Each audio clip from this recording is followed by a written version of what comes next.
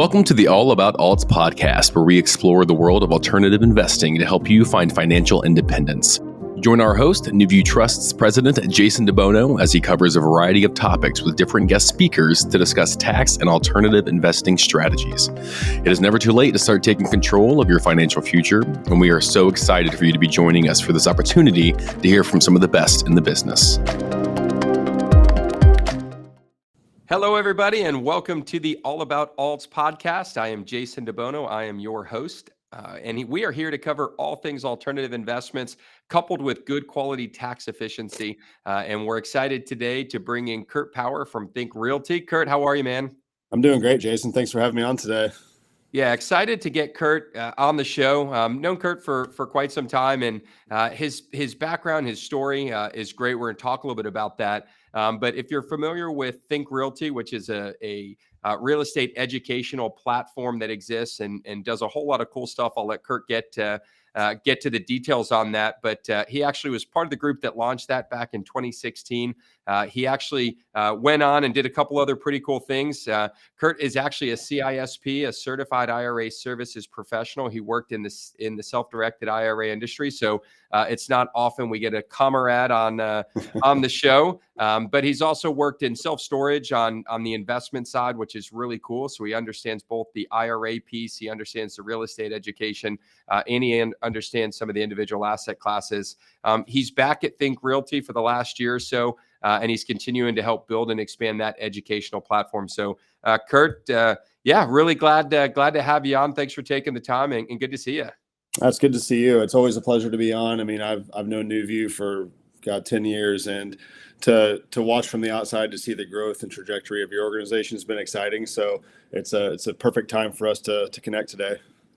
Well, cool. Well, we're going to dig in on quite a few things. We're going to kind of start and make this a little bit more about you. You have a very interesting background. I say this being a CISP and being in the IRA space. There's not many of us, right? Right. So you have that unique perspective, but it's cool that you've taken that in and out of the real estate education space. Let's talk a little bit about kind of the last few years and what you've been up to and in between your stints at Think Realty. Sure.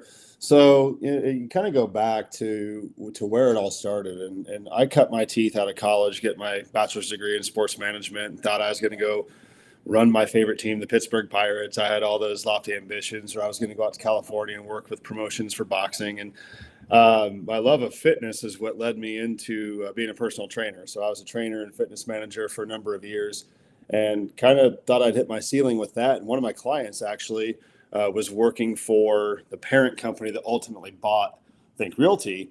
And she just kept telling me about it. And I was like, no, I'm good where I am. And you fast forward 6 months, and I was like, hey, what about that position you told me? I'm not so happy where I am anymore. And that was my entry to real estate. And the things that I loved about the opportunity was it reminded me a lot of fitness, where we're building relationships, we're networking, we're building our own business. If we want to be successful as a trainer, you're your own CEO, you're your own marketing director, you're doing everything. You're the sales guy, you're the person answering the phone, you're doing all of that. So that kind of crash course in what I would call being an entrepreneur is what allowed me to have a fairly seamless transition into real estate with Think Realty, because we were doing a lot of the same things. We're building a business, we're networking, we're working with people in the industry, peers, we're doing all of those things, wearing all of those hats. So if it hadn't been for that client, I don't know where I'd be today, but I'm grateful that we crossed paths, because it's led me on a journey of the last 10 years that have been the best 10 years of my life, both with Think Realty and the other avenues I've had. You come full circle to come back to the company I helped create and build with Eddie and the team, Linda, Carmen. I couldn't be happier, because I'm a believer in carving out your own destiny, and I just couldn't be happier for where I've ended up in the experiences I've had. And I owe it all to real estate. I owe it all to being disciplined and try to pass that on to as many people as possible. Well, first of all, thank you for sharing that all the way back from the personal fitness transition.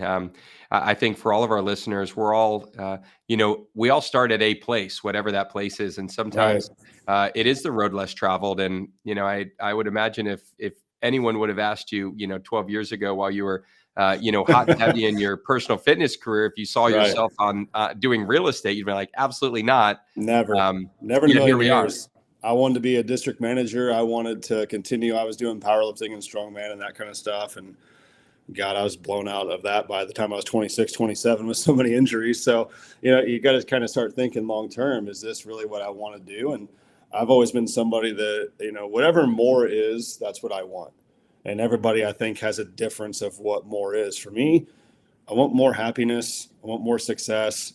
I want less drama. I want to have the ability to say no to things I don't want to do and say yes to the things that get me excited. And that's what I really find that real estate, in whatever capacity you're in, whether you're in the industry like you and I are, or if you're on the other side of it where you're trying to secure your financial future, we're all bonded by that same thing. We want to be successful. We want to be happy. And that's what success is at the end of the day, it's being happy. And this is the greatest vehicle I know of that allows you to do that. Well, you hit on something that's just so huge, and our entire premise of All About Alts is to help people create that lifestyle, and lifestyle isn't the same for everybody. Some people, Right. they want to be on a yacht in the Mediterranean. Other people just want a dinghy, in the pond, and there's no right or wrong answer. Exactly. We're bonded by that same purpose, but the definition of what that is may vary from person to person, but we're all in it together.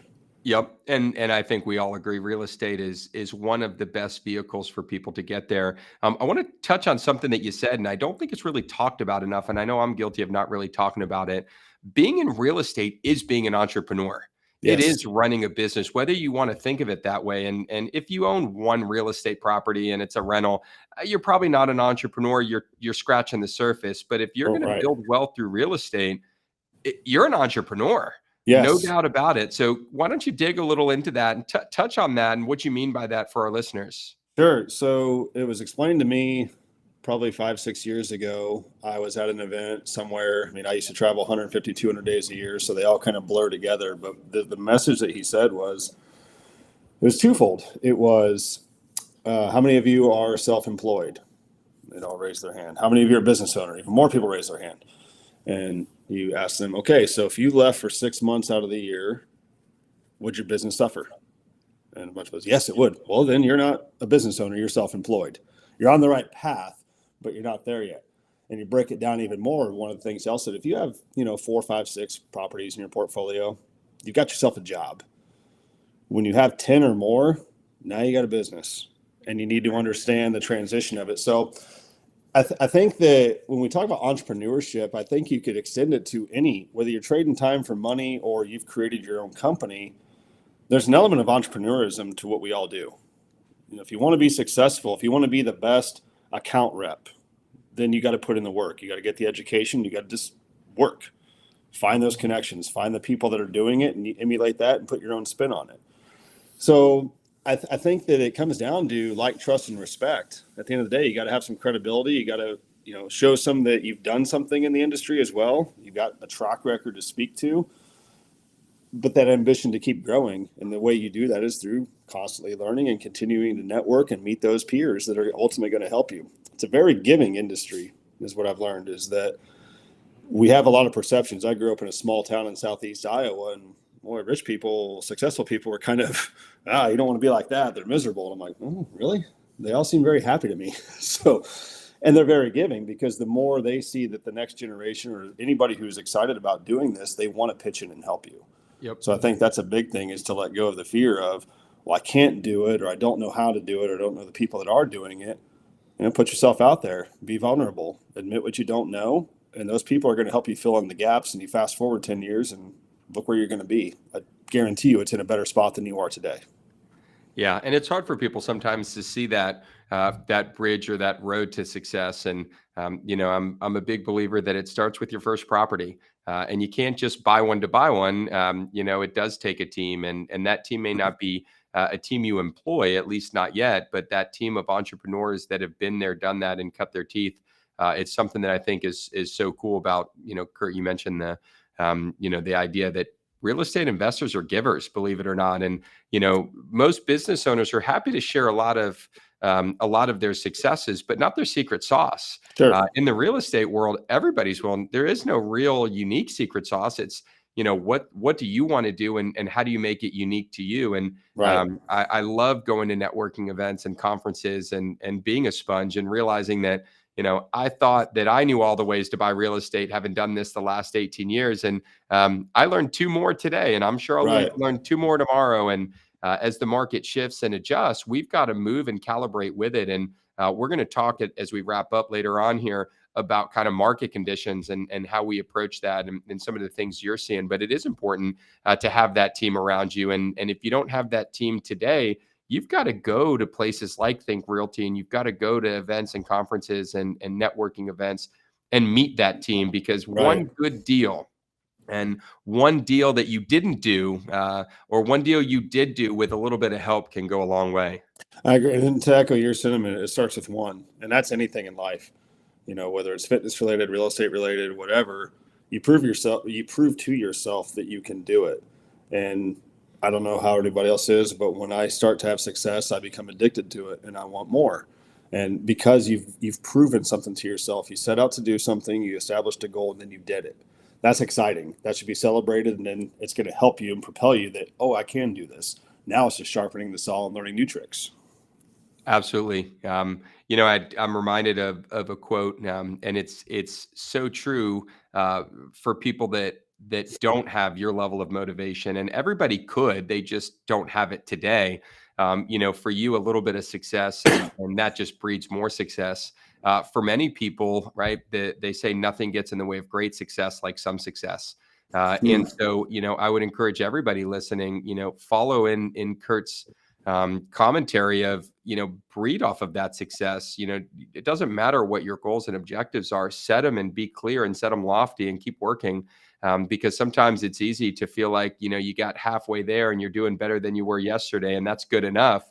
And that will just hold you back and really limit your potential in what you can go out and tackle and accomplish. I love it when the curtain keeps getting pulled back every single day, when you start to learn how people are doing it. That becomes exciting too, because I'm a sponge for knowledge as well. I mean, I pursued my master's degree just because I was bored and thought, yeah, this sounds fun. This sounds interesting. So, I mean, I am a very pro education, whether that's at the collegiate level or what we do, which is real estate, understand the nuts and bolts of it.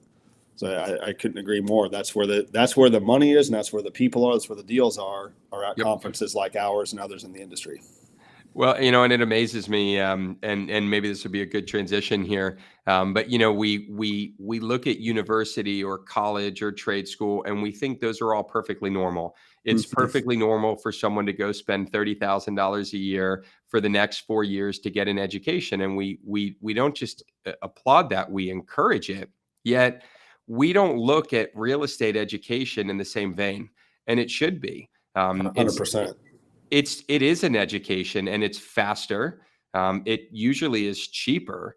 And if you take a degree, right, which means I just have a piece of paper and the ability to go say I can do something, whereas you take real estate, which is I actually have the ability to go buy X, Y, or Z, the return is not even comparable. Yet we Yeah. tend to view real estate education as this. Why do people pay for this stuff when we pay for education? Hell, 90% of the population doesn't even use. Well, and to that point, when we talk about the return, it's, you go 120, $120,000 in debt. And then how many of your years of your career is it going to take you to make $120,000 a year? And Right. meanwhile, the interest hasn't stopped accruing on those student loans. So, Yeah. and that's not to say that, to your point, it's not to say that collegiate education is bad or inferior. It's not to say one's better than the other. It's just that different way of looking at it. If college isn't your bag and you haven't identified what that is you want to do, man, start rubbing elbows with entrepreneurs, because That's right. I can tell you right now, they know business management, they know statistics, they know PR, they know everything. Yeah, running a business is a crash course in about 20 different college classes, all Exactly. rolled into your first week. So, With somebody we'll who's actually done it. That's a key yeah, point. yeah, and application is much different than academia, and it's no different in the real estate education world as it is in the collegiate education world. Education is only 1/3 of the battle. The other 2/3 is actual use case, right? You've got to Yes. put it to use, and we'll let's do this. Let's we're going to transition, and I want to talk about Think Realty. I want to talk about what you guys did when you launched it and the why behind it. And I want to talk a little bit about what you're doing today. And I think I know the story for a little bit of it, but I don't know the whole story, and I know our listeners don't either. So let's take a quick transition over to our quirky questions. So I know you've listened to the show, so I know you're a little bit ready for this, but you're never quite ready for what's behind one of the envelopes. So Maggie, our producer here, has our quirky questions of the day. I'm picking envelope 1. If you are wanting to submit quirky questions, you can do so by emailing Maggie with a Y at newviewtrust.com. And she is the one that compiles this from our viewers' feedback. So here we go. This is a good lesson in getting out of your comfort zone, because I have no idea what's coming to me. So let's go. Oh, man. All right. You ready? Yeah. What are the 5 things that you're taking with you if there were a zombie apocalypse? Well, I never watched Walking Dead, so I'm already at a disadvantage. But, well, I'm going to take water so I can be hydrated. Okay. I'm going to, unfortunately, probably have to live off the land or canned vegetables or something like that. So those are my 2 things. I'm going to take some curiosity with me. How are we going to navigate this? I'm going to take a will to survive and have to look inward to figure out how we're going to do that. And I think lastly, I'm just going to hope for the best. hope that the best thing works out. And the worst case scenario doesn't happen. The good news about this question is there's no wrong answer. Although I was when I was reading it to ask you, I thought to myself, we're going to find out how into zombie apocalypses Kurt is. If you'd have said, well, that's easy, 1, 2, 3, 4, 5, I've got the solution, we'd have known. So I'm much like you. I don't have a whole lot of knowledge in that world, but the real answer is I'd probably curl up in a ball and cry and hope they don't see me. That's right. But I may add some form of ammo to your list, but I'm not even sure what the ammo is in a zombie apocalypse. Yeah, is it rocks? Is it broken bottles? I don't know what it would be. Yeah. Well, it looks like we both need to brush up on what that world may look like if and when I suppose that gets closer. All right. Question number 2. If you were going to start a club about something silly, what would the club be about? Oh, man. Because there's varying degrees of silly. Man. Who'd have thought that would be the one that got me? Yep. Yeah, the zombie one didn't stump him. Huh. If I was going to start a club for something silly, it'd probably be some kind of combination, because I'm a nerd that loves professional wrestling. Probably something about guys that like doing trivia at bars, but 99% of the questions are about pro wrestling. Okay. So it would be the Pro Wrestling Trivial Pursuit Club. Yeah, we'd be a very a niche audience, to say the least. You say that, but what I've realized in the world of the internet is that I don't think anything's a niche anymore. What you thought was crazy, you can do a Google somebody else's normal.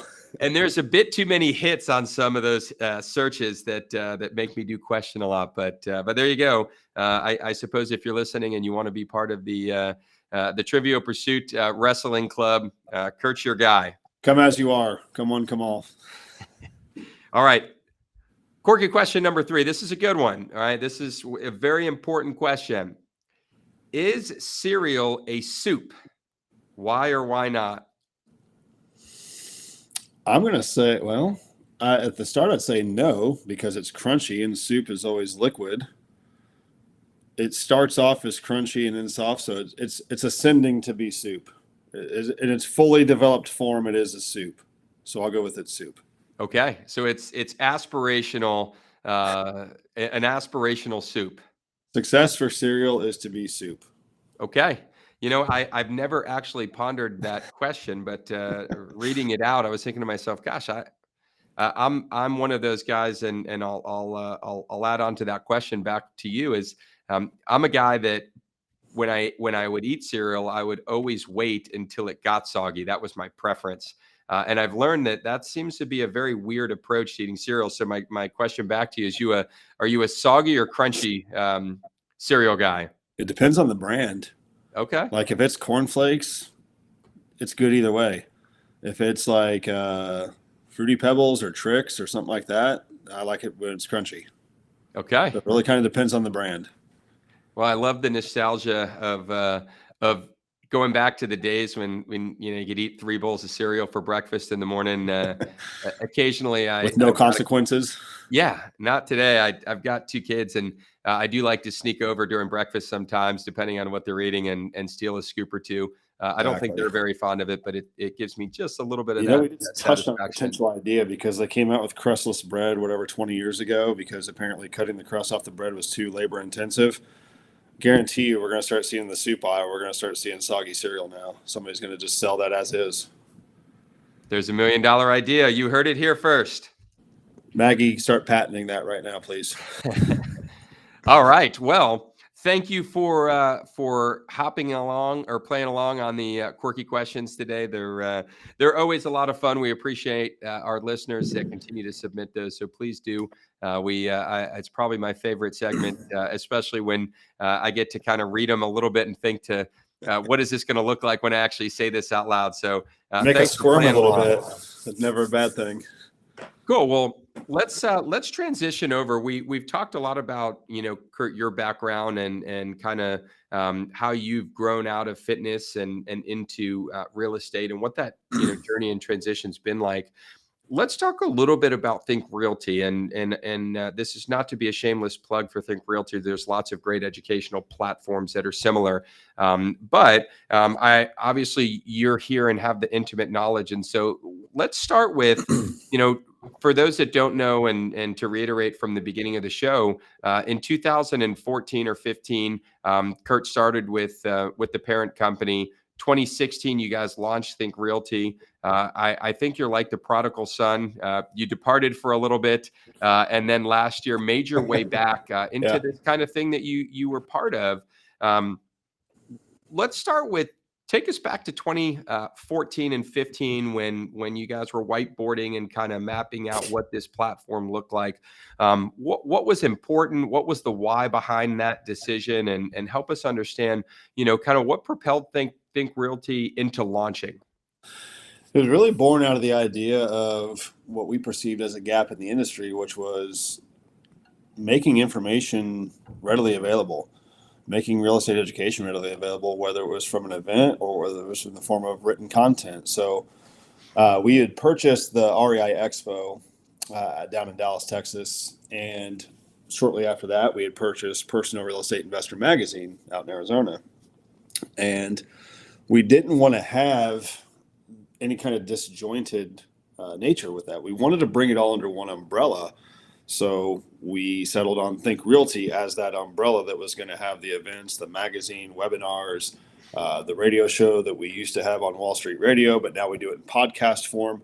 We wanted it to be very clear with no confusion of who we are and what we were and how we delivered education, both timely in the form of events, webinars, things of that sort, with that timeless information, which would be the content in Think Realty Magazine, podcasts, those tried and true formulas that work in any kind of a market, good or bad, that somebody could constantly go back to and read about any subject, raising capital for self-storage, apartments, whatever, fix and flip, buy and hold, notes, really and truly everything alternative to the traditional stock, bond, mutual funds. We wanted people to be aware that this is a thing. Real estate investing is a thing. And not only is it a thing, it's got a lot of tentacles to it, a lot of different avenues that you can go to be successful. So we really wanted to make that readily available to the masses, whether you're starting out or you're a very seasoned professional investor and all things in between. We wanted to serve both masters. And we've been able to do that to a very successful degree over the past 7-8 years now.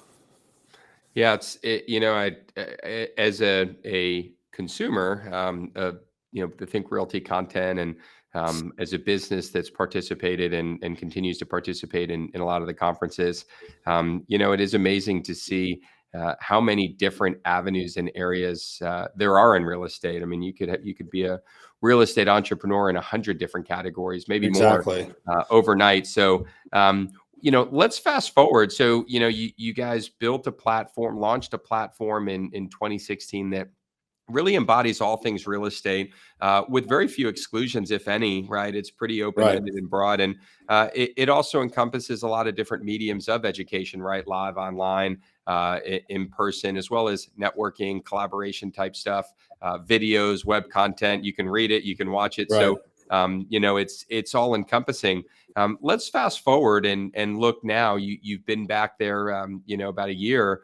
What's different today? What market or economic conditions are changing, and what is Think Realty doing differently today in a post-COVID environment, maybe than you did in a pre-COVID environment back in 2016 when you launched?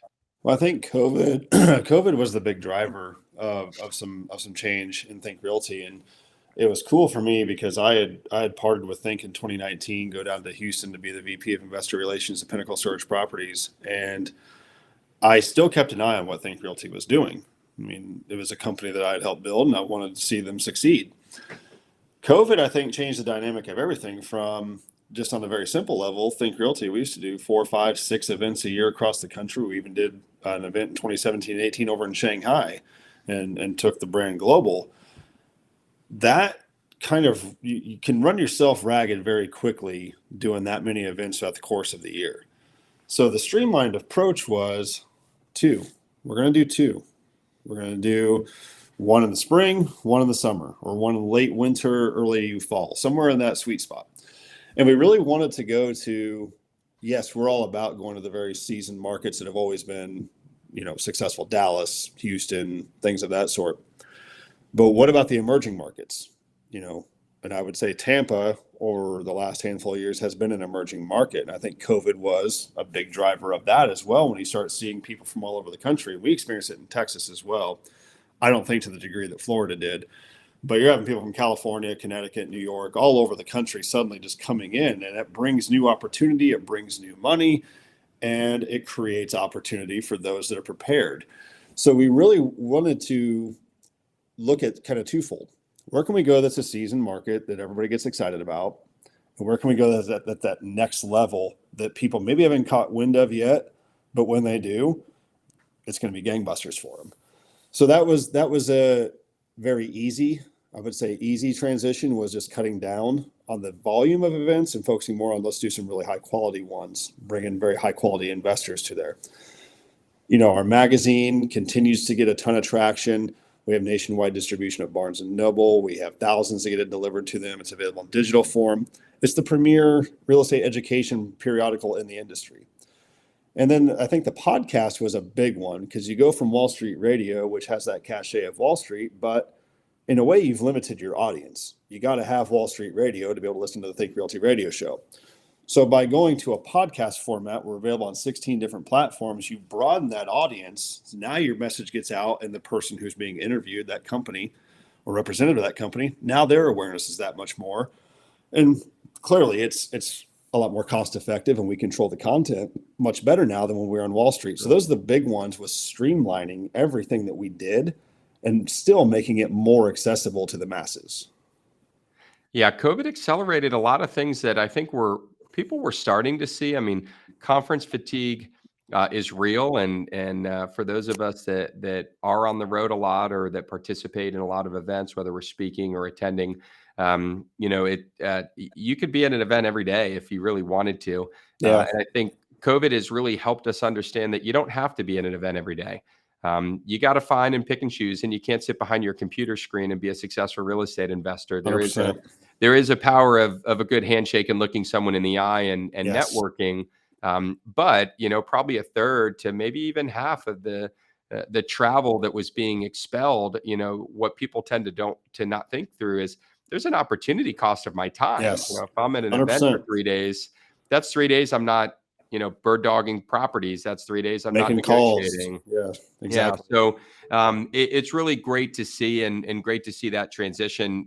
You mentioned Tampa. I'm here in Central Florida. Obviously, Tampa's about an hour and a half from us. We know that market very well. And you're absolutely right. Florida's never been an emerging market because Florida's always been Florida. But Florida, through COVID, really became a new emerging market. it wasn't one of the largest populated states in the country. I mean, people know and have known about Florida for many years, Right. but from an investment standpoint, it's just amazing what we're continuing to see. And even with rising interest rates and some real estate softening in parts of the country, we just haven't really experienced that in most of our major metros here, which is great. And it feels like Florida has really been able to reinvent themselves as a state through this process, because from the outside, growing up in the Midwest, when you think Florida, you think beaches and retirement. That's right. That's where people go when they retire. And, I think the last stat I saw, there's over 600 people a day still moving to Tampa. Like, they're not all retirees. I mean, Right. It provides a much better way of life for people if that's what they want to do and they identify that's where they want to be. Florida's an amazing place, has a lot of tax benefits to living there. And you take somebody from New York paying, or California, what they pay, to what you pay in Florida with no state income tax. Well, now it's wide open for everybody. And I think a lot of people, the cat's out of the bag on how great Florida really is. Well, and you hit what I think people underestimate in most of their decisions in life is tax. And you don't necessarily have to let the tax tail wag the dog. But Right. when we talk about the idea of investing and being efficient, if you live in a state with state income tax, your income is going down, not Yes. up. And so, yes, some of those states do have higher wages, but they also have higher cost, of living. So, I think it goes hand in hand, and where you live, as well as what you invest in and how you invest from a tax advantage standpoint, those three things are all very similar decisions. So, love that you hit on that. Florida, is always been home to me, but I think more and more people are realizing and also being able to execute their career goals and objectives while living in Florida. Right. And Florida may not have offered that pre-COVID to some careers, but today there's nothing stopping most people from exercising any career choice, desire, and Agree. opportunity. It's very in any similar of to these Texas states. in that regard, where it's a very business friendly state. It's a very entrepreneurial state. And going back to what we touched on earlier, entrepreneurs want to help you. So those are two great states to be in if you're starting out or if you're looking to expand. Tough to beat Florida or Texas in that regard. Yeah, so let's talk about Tampa. We're participating in Think Realty's Tampa event. This will be well published before. So, what are the dates of the event? What are the things that people would be considering before attending that event? As far as what can they get out of it? What's the why behind Tampa, and what's the opportunity for our listeners to be able to be participants in that? Sure. So coming back to Tampa, this will be our second year. It was a great success last year, and we anticipate as good, if not better, this year being back again. The kind of the thing that everybody that I talk to on the event circuit or just on the phone every day is, there's a really a big push for what are recession resistant investing strategies. Really now more so than, it's different than COVID. It's different than 08, 09, 2010. It's just different. So bringing that awareness of the real estate market has ebbs and flows, sure. But I don't believe that the real estate has ebbs and flows like the stock market does, where it's like this. That is a huge benefit, is wealth preservation more than anything else right now. If you make good returns, great. At the very least, you're looking to preserve your wealth. And I can't think of a better avenue or vehicle than real estate, whether that's single family doing fix and flips, buy and holds, whether you're wholesaling, doing notes, or if you're that true passive investor that just wants to park their money in an apartment or a storage facility or some mineral rights. You're going to get all of that and more at the Tampa event, because we have people like Jason and NewView who are going to teach you the self-directed IRA piece. And there's always an aha moment with people when they're like, well, I don't have money to do this investment. You got a 401k? Yeah, it's just been sitting vacant or dormant for years. Well, why don't you roll that over into an IRA at NewView, and now you can go purchase real estate. You can go buy a house with that. You can buy a physical hard asset. You got to know the rules, like with anything, but that's an aha moment. That's a strategy. Or I know a guy that does parking lots. He only invests in parking lots. Yep. That's a strategy. Oil and gas, those tried and true methods. You got guys that are single family. You got guys that believe in multifamily and all points in between. The beautiful thing is for the audience is you get to connect with 30 plus sponsors. You get great panel discussions which bring varying opinions on a similar topic, But all the inroad is at the end of the day, it's all geared towards helping you become successful. You're going to get to network with people and get them into your ecosystem to where now you have potential partners. You've got potential mentors. You've got funding sources. You've got everything that you're looking for to either A, continue to ramp up your portfolio, or if you're the guy just getting started, you're going to learn how to get started as well. So we're serving every type of investor with those tried and true methods that are going to help them be successful in an uncertain time. Well, and it just continues to underscore the value of education, networking, and then action, right? Right. Get smart, meet the right people, build the right team, and then go out and put that into work, and the results will come. Right. Everything you do will not always be successful or be a winner, but you'll be right more often than you're not. So I think that that's the biggest thing, is that you can have 10 investments over here that are performing, maybe a couple over here that aren't doing so well, but these are the ones carrying the day. So you're not losing everything as though you would in the 401k stock market, where if it tanks, you tank.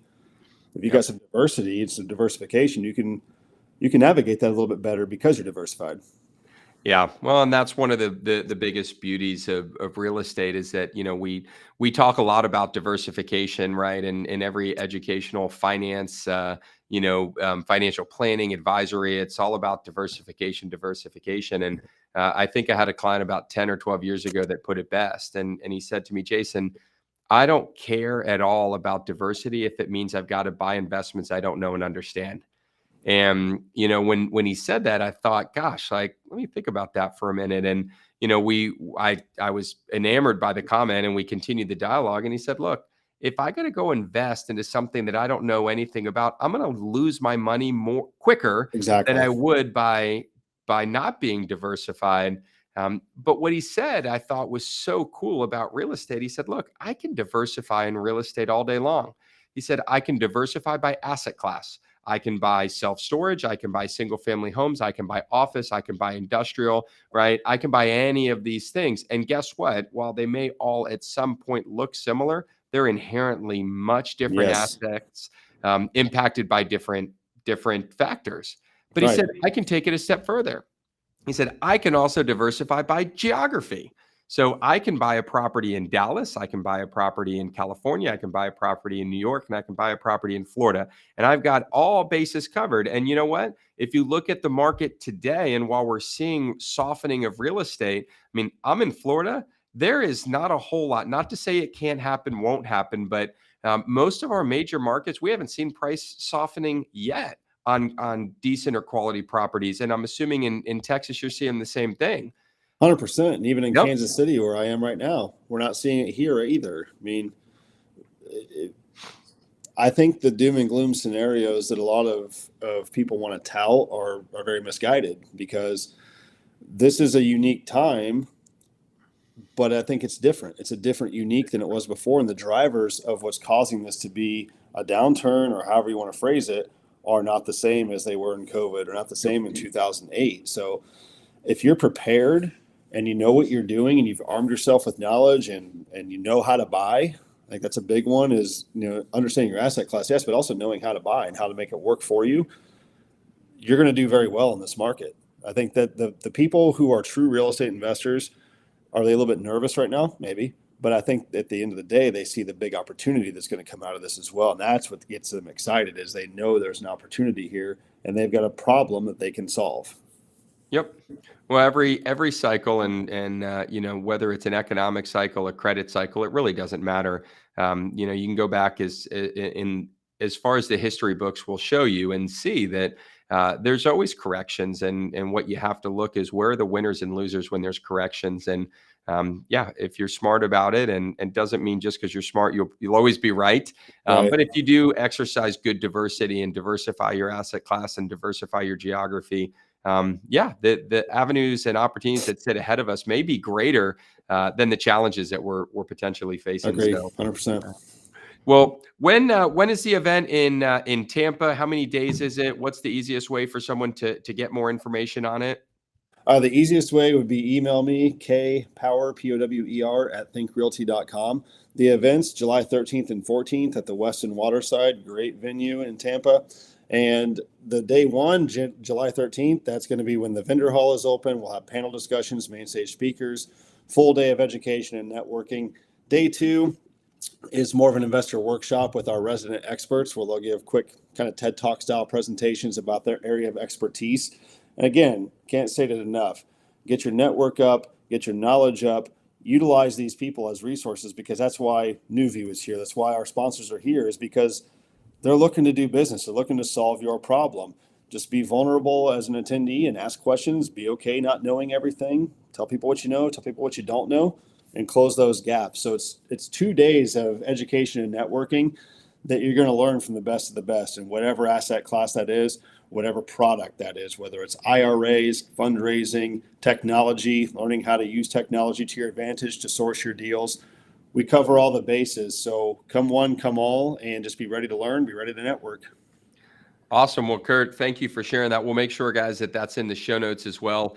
If you want to get signed up for that, we'll be at the event and we'll have a booth there, but we'll also be on a panel sharing some of our knowledge and expertise, and certainly look forward to it.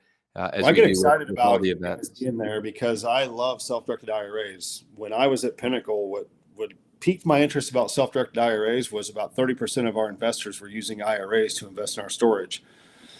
And I was like, why would they do that? And you start learning about the tax benefits. You start learning about it's money that you may not have liquid cash in your personal account, but it's a readily available tax exempt entity that you can go purchase real estate, purchase notes, invest in syndication, and reap those tax benefits. So I would always tell people, a lot of these things are not necessarily the end all be all greatest thing ever, but if you use them in concert, use them in conjunction, that's how you're going to stay ahead. At the end of the day, the goal is to make money and keep as much of it as you can. An IRA is a great way to make a lot of money and have a big pot of gold waiting for you at the retirement rainbow. Well, that's our goal, and we're going to continue to educate the masses on the how and why behind it, and we can do all the education we want on IRAs, but it's groups like Think Realty and people like Kurt that help people understand how to put that self-directed IRA to work. So, Kurt, thanks so much for being here. Before we let you go, we are going to get your learn before you burn feedback. So for those that are new, and Kurt, for your benefit, learn before you burn is all about helping our listeners get the lesson without actually having to go through the experience. And I think for all of us that have been in this in the investment world, unfortunately, we've had experience that's taught us some lessons, and I won't say unfortunately, fortunately, right? Because those experiences, albeit sometimes they can be painful, those lessons that we learn will be carried with us. So, Kurt, what's your learn before you burn opportunity to give our listeners your lesson without them having to get the experience? Let go of all the fear that you have. You know, there's so many things that I wish, and I try not to live a life looking backwards of, oh, I wish I'd done this, wish I'd done that.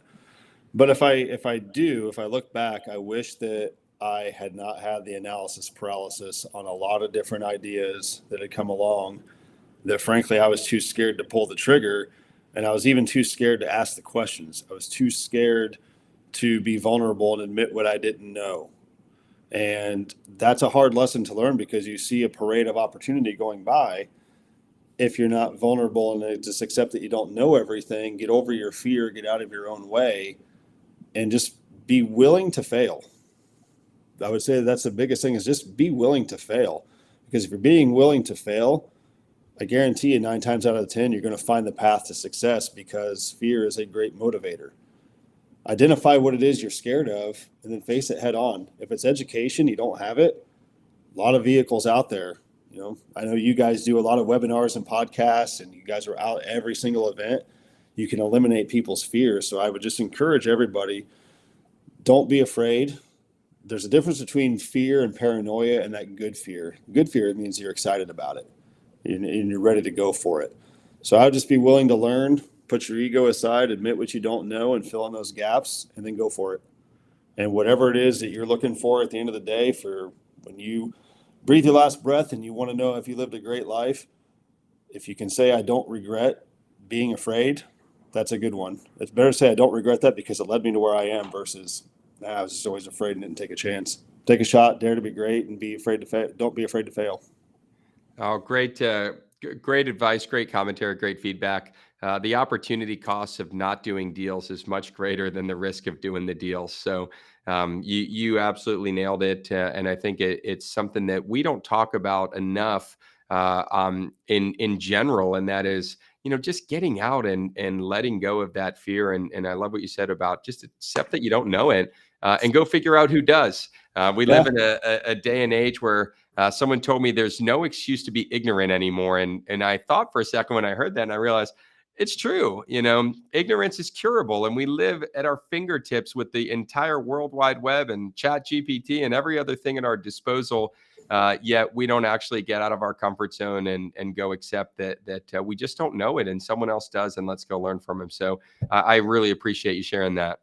I remember when I was the VP at Pinnacle, I assumed as the VP Investor Relations, man, I got to know everything. I got to have all the answers. I can't tell somebody I don't know. They're trying to invest with me. And my CEO, John, was like, I sense a little fear when you're on the phone. I was like, yeah, I am. He's like, well, here's my advice. Get over it. Tell people what you don't know. Go figure it out and then get it right back to them. That builds credibility. And that's, I think, the biggest takeaway. If you're afraid of admitting what you don't know, get over it, because it's an ultimate credibility builder. When you tell somebody, I don't know the answer to that, but let me go get it for you, now you have credibility with that potential investor or the organization or whomever, with everybody. By being vulnerable and saying, I don't know something, that does establish a lot of credibility, because it doesn't look like you're just trying to make up something to satisfy the answer. You're actually going to go take the time and get it and make sure it's right. Absolutely. Well, Kurt, thank you so much for dropping some knowledge and wisdom on us. We appreciate all you guys are doing at Think Realty to continue to just educate the marketplace on what real estate investing is, will be, and can be. So if you're uncertain, what that market looks like, go take a look at their website. You can dig around. We'll put it in the show notes as well. As always, we appreciate you being on the All About Alts podcast. If you like what you heard today and you want to be part of this community, be sure to subscribe. If you want to like and share, leave us a 5-star review. All of those things help us build the community where we're focused on 2 primary things: how to invest into alternative assets like real estate as an option, and then number 2, how to do it in the most tax efficient manner. So we appreciate you guys being here. Kurt, thanks again for your time, and we'll see you guys next time. Thank you so much for listening. We hope the information within this podcast has given you the tools that you need to find your way to financial independence. We would love to partner with you on this journey. Text ALTS, that's ALTS, to 407-708-1853 to learn more about how to get started today. Don't forget to follow us to make sure you don't miss a second of content, and we'll see you next week.